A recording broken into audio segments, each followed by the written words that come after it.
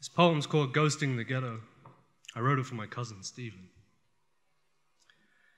In their third-floor brick flat, the one tucked into the asphalt folds of Warwick Farm, past El Toro Motel, down where the winding road straightens out opposite Takeaway Tucker, my grandparents were rebuilding Lebanon, and no one seemed to mind. Every Sunday we made like pilgrims in Holden Commodores, traversing highway homeland to bicker and eat. As adults renewed rivalries, we kids splashed in the Abraham River, once known as Adonis, an ancient baptismal turquoise that cleaved through the hallway. Sometimes the country changed with us, and we climbed Mount Lebanon in the lounge, cooling our bodies beneath old olive trees. The tapestries were gaudy, the TV a small cube in the corner, and smoke was forever on the air. In that, metaphor and country are one. As with every Hajj, there were too many bodies, and the door was kept open for us to spill from an ecstasy of difference. In this, metaphor and Arab are one. No lone place can hold in its small clay hands so many rivers, and no ark can contain us, whatever scripture commands. In adolescence, the Kaaba flowered between us, a black square lotus edged in gilt across the sides, doors of gold gleaming in afternoon light. It made ants of us, and the mountains and rivers, the motels and convenience stores. Now we spoke by rote, prayers half memorized in the sacred hours of the insomniac, sinking, budding secrets, and the kinds of questions that can unmake family. When the girls started to stand apart, trying to hijab their modesty, we saw jamrock all around us and lined our hands with bits of rock to hurl at the devil.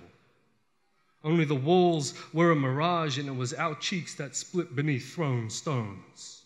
Later, it made perfect sense to learn that in 1627, a gutter was added to the Kaaba to protect it from flooding, or perhaps to stop it from blooming. Before my grandparents began to recreate Lebanon out of ruined cartilage, someone should have checked if they were students of history or if they knew their way around a map. Beirut became Bondi, became Liverpool, and the local creek behind the cricket pitch drank the old rivers, and new names blessed our flesh like Nike, Adidas, and Reebok. Someone should have checked if they knew a flower could replace the house of God. Boys have no business with God except where he can be found in the slap of hard feet on concrete, in the seismic collision of shoulders and hips lunging for the try-line, or the throng and buzz of bees and wasps among long grass and thin weeds, or sticky lips locked on lips in the secret space beneath houses. Boys have no business with God until their bodies lengthen and sin begins to stick to their tongues.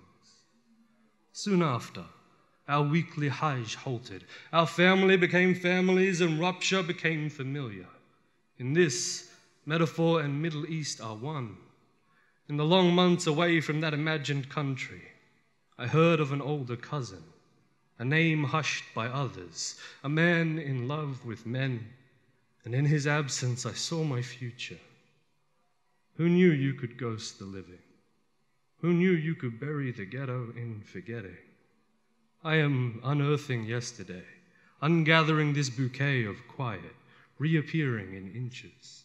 Lebanon was left incomplete in Warwick Farm, and everywhere else we went, the ragged tops of mountains peeking out of windows, the sacred house in fragments, in bloodied bits of stone, in black and gold petals on the floor. Though the builders are gone, they left the blueprints in my skin, every alley and every river, every ghost and every ghetto.